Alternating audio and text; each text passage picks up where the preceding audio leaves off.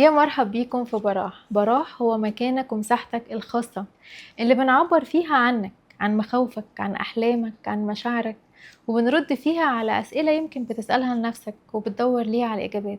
علشان كده لسه مكملين مع حضراتكم رحلتنا للوصول للصحة النفسية مع العظيمة كوتش ميسم جاهد، ودي المحطة الثالثة. يمكن احنا اتقابلنا قبل كده في محطتين بدأنا فيها نفتح كلام عن ازاي نوصل للصحة النفسية ومفاتيح الصحة النفسية، وازاي الاتزان ممكن يساعدنا جدا ان احنا نوصل للصحة النفسية. الرحلة دي مشيناها مع بعض على مدار حلقتين من أول الطريق ومفتاح البداية، واتكلمنا في الحلقة اللي فاتت يمكن عن قد إيه تأثير الاتزان وازاي نقدر نحققه. النهاردة محطة محورية وهي اكتشاف الشغف. الشغف يمكن كلمة بنسمعها كتير بس ساعات بنحس إنها بعيدة، أو يعني الكلمة دي مش لينا، بتاعت ناس تانية. أو أحيانا بنحس إن في ناس اتولدت عارفة شغفها وفي ناس تانية لأ، وده الأغلب الحقيقة، إن معظم الناس تايهة وسط الحياة مش عارفة هي بتحب إيه فعلا، وهل الشغف ده يعني مهنة ولا هو إيه، هو إحساس ولا هو حال ولا هو إيه، ولا طريقة بنعيش بيها. فهل كل الناس لازم يكون عندها أصلا شغف، وهل ممكن نكتشفه في أي سن وفي أي مرحلة؟ النهاردة هنفك الفكرة دي بهدوء مع بعض ونحاول نسمع فيها نفسنا، نرجع كده عشان نلاقي الجزء اللي ضاع مننا واحنا بنجري ورا اللي لازم نكونه واللي مفروض علينا والضروريات والالتزامات، وتهنا عن نفسنا. فعايزاكم كده دلوقتي تاخدوا نفس وتسألوا نفسكم بصوت هادي: هو أنا فعلا عايش الحاجة اللي بحبها ولا مجرد ماشي كده وخلاص في الحياة؟ ونبدأ دلوقتي حلقتنا مع الجميلة العظيمة كوتش ميسم جاهد. اهلا بيكي. بعيد ترحيبي بيكي، وأنا مبسوطة يعني بسمع كلامك كده وحاسة إن هو بيأثر تأثير سريع وواضح، مش عارفة ازاي. ربنا يجعلك دايما من خير جنوده على الأرض، ودايما تساعدي الناس إنها تعرف نفسها وتزكي نفسها زي ما قلتي في الحلقة الأولى. النهاردة موضوعنا محوري زي ما قلنا وهو الشغف، ويمكن الكلمة دي بتثير كده تساؤلات عند ناس كتير: هو ايه الشغف ده أصلا؟ يعني بتكلموا عن ايه؟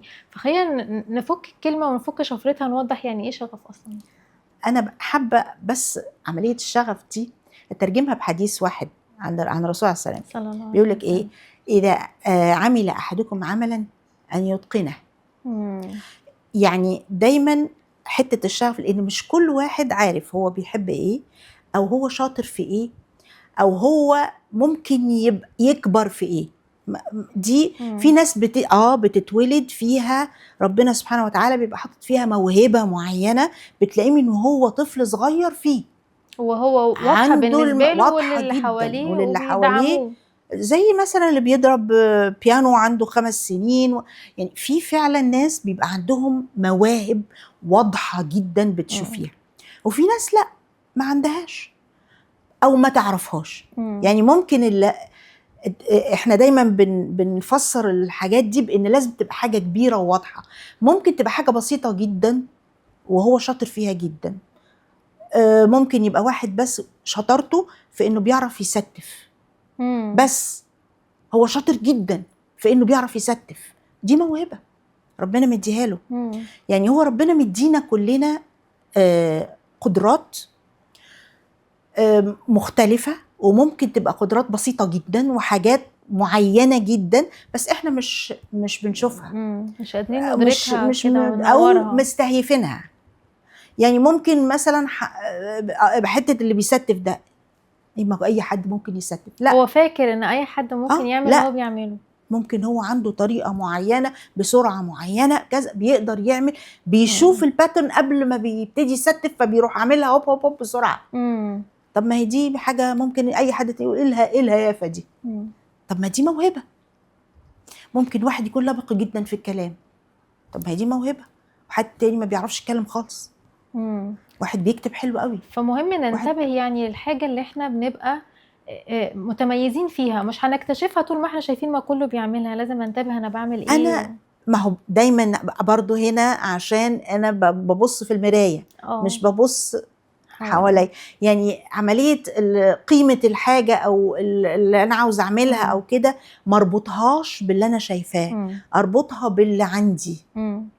يعني تقصدي الشغف لو احنا بسطناه للناس هو زي الشعلة اللي بتخليك مكمل في الحاجة اللي انت مستمتع بيها، درجة ان انا يعني ممكن حاسس ان انت بتعملها باريحيه وسهوله، بالظبط ممكن يبقى حواليك مش عارفين يعملوها باريحيه وسهوله زيك كده. بالظبط كده.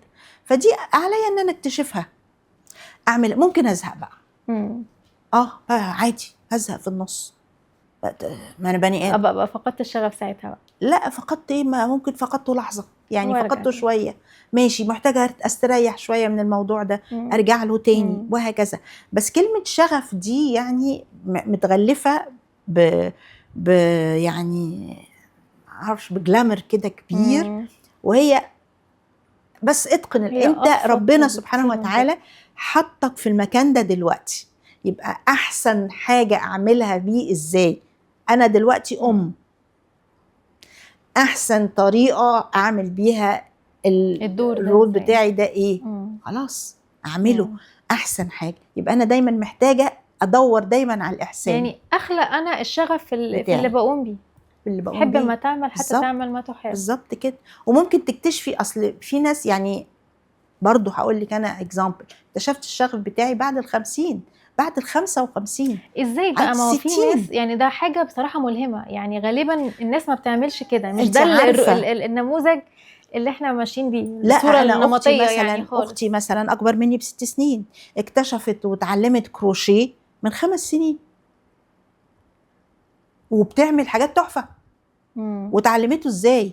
ما هي برضو عملت مجهود، فتحت اليوتيوب وابتدت تتفرج على بتاع ده فيديوهات، وتعلمت الغرزه دي والغرزه دي والغرزه دي، وابتدت ولقيت تعمل. نفسها مستمتعة وهي بتعمله، فده بالعكس شغف في حد ذاته. بتحط كل دماغها مم. فيه، بحيث ان هي ما بتفكرش في حاجه تانية. مم. بت... عارفة حضرتك قلتي جزء مهم جدا، انت ربطتيه بالإحسان، لأن في ناس كتير بتسمعنا دلوقتي يقولك أنا مش لاقي شغفي في الوظيفة اللي أنا فيها دي، أو مش لاقية شغفي في العلاقة اللي أنا فيها دي، مش لاقية شغفي وأنا زي ما حضرتك قلتي وأنا بمارس دوري كأم، أنا فين؟ أنا مش لاقية نفسي، أنا مش حاسة بأي شغف تجاه الدور ده. لو رجعنا للأصل فعلا زي ما حضرتك أرجعتي للحديث الشريف، هو فعلا ان انت تحسن، هو الإحسان في حد ذاته هو يخلق الشغف في أي شيء بتقوم بيه. فده مهم، مش تدور على شغل تاني يناسب شغفك ويناسب مواهبك، ما يمكن انت محطوط في المكان ده لو أتقنت فيه ورعيت ربنا فيه فعلا وعملت فيه أحسن ما يمكن ان انت تعمله، هتلاقي تكتشف ان هتلاقي انت سكك عارف تعمل تانية، حاجات هتلاقي كتير. سكك تانية اتفتحت. صح. ما هي دي المهم، هي دي المهمة. ما هو مش بيوكلك عيش؟ مم. انت مش بتقبض اخر كل شهر؟ مش لو قعدت في البيت مش هيبقى معاك ولا مليم؟ مش هتقبض فلوس؟ صح. طب ما هو ده في حد ذاته شغف، حاجة بتعيشني، بتخليني اصرف، حاجة بتخليني اعمل تصحصح الشغف اللي انت انا مش شايفاه. لاقيه ده. هنا بقى ايه، انا شايفاها ازاي؟ المعنى زي ما حضرتك قلت. المعنى. لا انا ممكن بس فانا هعمل فيها كويس، عسى اني اتنقل لحاجه احسن. طب بتشوفي ان في يعني كلمة شغف دي يعني مع بترمز لان في موهبة حقيقية عند الشخص ده، زي ما حضرتك ذكرتي قبل كده، انها بيعرف يعمل حاجة زي اقل حاجة انه يعرف يرتب هدومه بشكل كويس، شكل شيء يعني شخص منظم. هل هو يعني موهبة حقيقية، ولا احيانا بيبقى موجهة، يعني يبقى غيري هو اللي بيوجهني للشغف ده ويقول لي انت في المجال ده هتبقى كويس؟ ممكن كده وممكن كده. يعني ممكن تبقى موهبه حقيقيه ودي بتبان قوي، وممكن تبقى اتربى على كده فطلع بيعرف يعمل ده كويس. ما هو برضو لو هو من جواه ما عندوش، هتلاقيه فلت منه بعد كده. يعني مثلا لو انا متربيه في بيت الاب والام مرتبين جدا وكده، وانا في الاصل مش مرتبه، هرتب قدامهم. لما اروح بيتي ممكن تلاقي الموضوع اختلف. ودي بنشوفها كتير. معقوله ده الواحد كان بيشوف اروح عند فلانه الاقي بيتها لا مش ملخبط، مع ان بيت اهلها مامتها كانت ست يعني ما في بيرفكت، بس فلا مش شرط. ممكن يبقى كده وممكن يبقى كده. هتلاقي هي نفسها في حاجه تانية، هتلاقي شاطره في حاجه ممكن مش شرط اللي كانت بتمارسه طول مش شرط عمرها، او شايفه ان هو ده بالزبط. مفهوم الشطاره او النظام. هتلاقيها في حاجه تانية. لازم هتلاقي نفسك في حاجه تانية، لازم هتلاقي نفسك في حاجه انت شاطره فيها بتعمليها كويس. مفيش حد على وجه الارض اتخلق ما فيهوش مواهب. هي العبره اكتشف المواهب واختلاف المواهب. انا عندي مواهب، داليا عندها مواهب تانية، فلان عنده مواهب تالتة، وهكذا. يعني دايما وجهي السهم على نفسك. بتشوفي ايه يساعدني اشوفها؟ ايه اللي يساعدني؟ ما انا مشغوله بحاجات تانية في الحياه مش عارفه اشوفها. هتلاقي نفسك وانتي بتعملي الحاجه دي مبسوطه قوي وانت بتعمليها، او ممكن تنسي نفسك مم. فيها. ده انا نسيت نفسي. مم. ممكن تلاقي حد قالك، مم. جه وجه لي قالك على فكره انت بتعملي ده حلو قوي، على فكره انت لبقه جدا، على مم. فكره انت كذا. ممكن تلاقيها حد ما تعرفيهوش، مم. على فكره انت مميزه قوي في الالوان، انت مم. بتعرفي تختاري الوانك حلوه قوي. بتلاقي لازم حد في يعني كلام سمعتيه فعلا حتى ولو هتلاقيه انتي مش رساله، لسه مش عارفاه. حتى لو انت مش عارفاه. مم. فلازم هتلاقي حد بيعمل لك هايلايت. وممكن تسالي مم. البيست فريند بتاعتك، امك، اخوكي، اختك، مم. تفتكروا ايه انتوا شايفيني بعمل شاطرة ايه في ايه؟ كويس، مم. او ايه انا كويسه في ايه، انا شاطره في ايه. اسال برضو الناس مم. اللي موثوق فيهم، او الناس اللي انا مم. عارفه ان هم بيحبوني او هيبقوا اونست معايا مم. كده. يعني لا، في طرق كتير جدا ممكن اعرف بيها. طب كنت لسه بتقولي ان انت شخصيا اكتشفتي شغفك في مرحلة قريبة لا جدا. جدا، يعني اكتشفت شغفي متاخر قوي، بس كان عندي العلامات من قبل كده. ايه اللي بس وصلك بقى ان انت تكتشفيه؟ آم، طبعا المسؤوليات قلت. انا لما مم. كبرت دلوقتي خلاص الولاد مش موجودين، الولاد اتجوزوا، يعني مفيش مسؤوليات تشغلك. عندي تشغلني. مم. لما تعبت واتعالجت والكلام ده كله، لا لقيت نفسي بعمل الحاجة دي وانا بحبها قوي وانا مبسوطة قوي. مم. ابتدت الناس تقول لي على فكرة انت شاطرة في كذا، انت كذا. ممكن كان عيال، يعني ما بقول عليهم عيال، يعني اللي هم كانوا بياخدوا معايا الكورسات كلهم بالنسبة لي كانوا قد عيالي فعلا، يعني بالسن فعلا قد عيالي. فكانوا يقولوا لي على فكرة حضرتك مش عارفة فيكي ايه، على فكرة انت بتعملي ده كويس قوي. مم.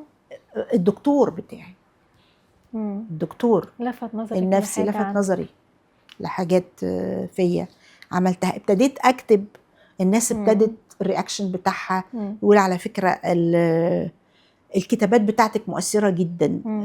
بتوصل على طول. مم.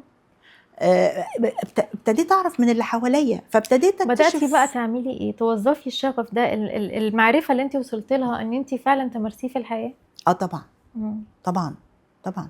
علاقاتي مم. اختلفت. ما هو ايه اللي انا بتعلمه ما كنتش انا همارسه، فهيبقى العلم نظري بحت. مم. اكتشفت ان فعلا علشان، وده لان احنا عشان بنتعامل مع الناس، فكل لما انت قدرتي تفهمي اللي جواكي، كل لما قدرتي يبقى عندك تراحم مع اللي قدامك، مم. لان انت فاهمه انك فيكي ضعف انت عارفة وفيكي. تمارسي الدور ده مع نفسك، فعارفة تمارسيه بالظبط. مع غيرك. فلازم في الاول، قبل يعني انا قبل ما ابتدي اتعلم كوتشنج او ادرس كنت فهمت عن قعدت 8 سنين استكشف انا مين. 8 سنين. 8 سنين اقرا وامارس واجرب واعمل التدريبات اللي بقول لك عليها دي مم. اعملها على تاخدي بقى نفسي. كورسات وبدأت بقى رحلة وابتديت اخد تعلم كورسات، مختلفة. وابتديت اخد كلام وكان الهدف اساسها هو ده الهدف، ان انا عاوزه افهم انا مين، مم. مش عشان أفيد اتعامل مع غيري. اي حد مم. ولا كده. لما ده عملته ابتديت حتى انا علاقاتي وطريقتي مع الناس اختلفت، مم. لان حصل شيفت في كل حاجة. في كل حاجه، مم. في طريقه التفكير، في يعني هو النظره، هو جميل ان حضرتك قلتي قعدتي 8 سنين، فاللي بيسمعنا دلوقتي ما يستعجلش يقول انا اخدت كورس وما وصلتش لحاجة وما لقيتش نتيجة. الموضوع بياخد الكورسات كتير. الغير مطبقه بعد ما فيش بتلاقي نفسك نسيتي خالص انت كنت بتعملي ايه اساسا. مم. يعني ولا كأنك اتعلمتي زي حاجة، اللي لأنه خدناه في تطبيق ثانوي ومش والكتب فاكرين اللي منه حاجة. بنذاكرها وبنحفظها وبنروح ندلق في الامتحان ونمشي، خلاص بعد سنة احنا نسينا كل اللي خدناه. مم. فهي الكورسات كده، مش بالكورسات، هي بالممارسة وبالتعلم وبالهدف اللي انا داخل بيه كورس.